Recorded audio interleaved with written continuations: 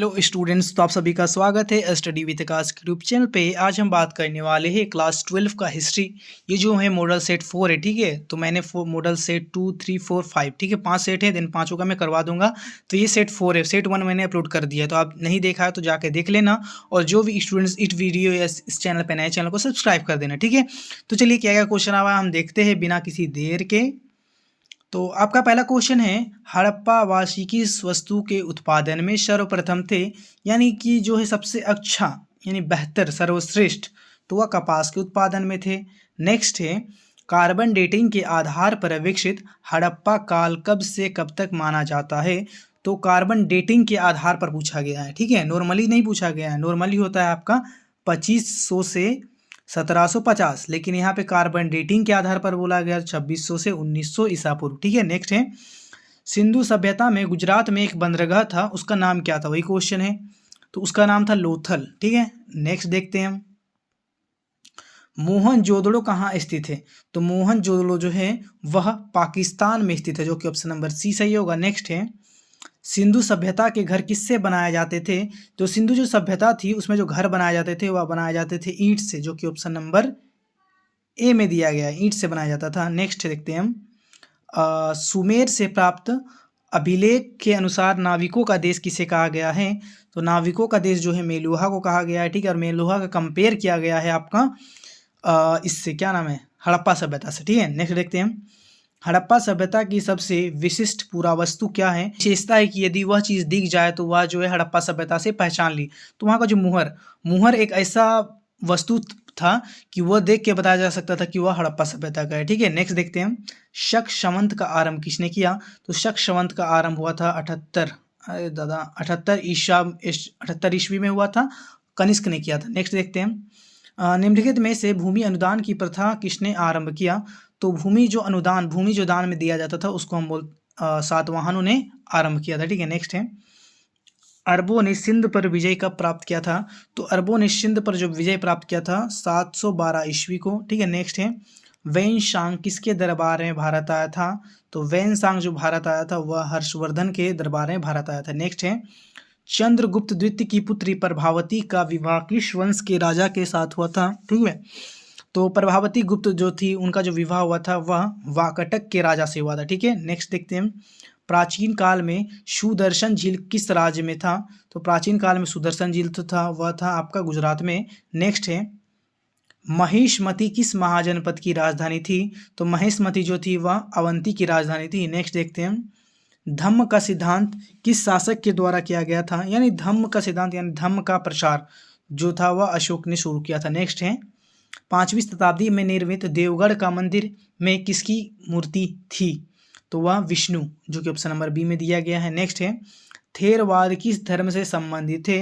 तो वह जो है बौद्ध धर्म से संबंधित, ऑप्शन नंबर बी सही होगा। नेक्स्ट है, भिल्सा टॉप्स के लेखक कौन थे। तो भिल्सा टॉप्स के लेखक का नाम था Alexander Cunningham, option number A सही होगा। नेक्स्ट है, विहार का शब्द किससे रिलेटेड है। तो विहार का शब्द बौद्ध से रिलेटेड है। नेक्स्ट है, कैलाश नाथ मंदिर जो कि एलोरा में है भारत के किस राज्य में है। तो वह है एलोरा जो है वह आपका महाराष्ट्र में स्थित है, ऑप्शन नंबर ए सही होगा। नेक्स्ट है, मौर्य काल में सीता से क्या तात्पर्य था।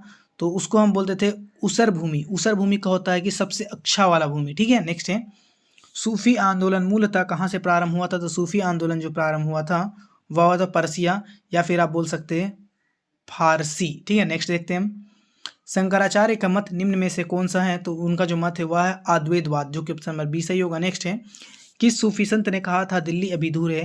तो दिल्ली अभी दूर है यह कथन जो है वह निज़ामुद्दीन औलिया के, ऑप्शन नंबर बी सही होगा। मैं ज़्यादा एक्सप्लेनेशन नहीं दे रहा हूँ, मैं बस आपको आंसर बता दे रहा हूँ, ठीक है। तो आशा है कि आप पढ़ के आए रहेंगे।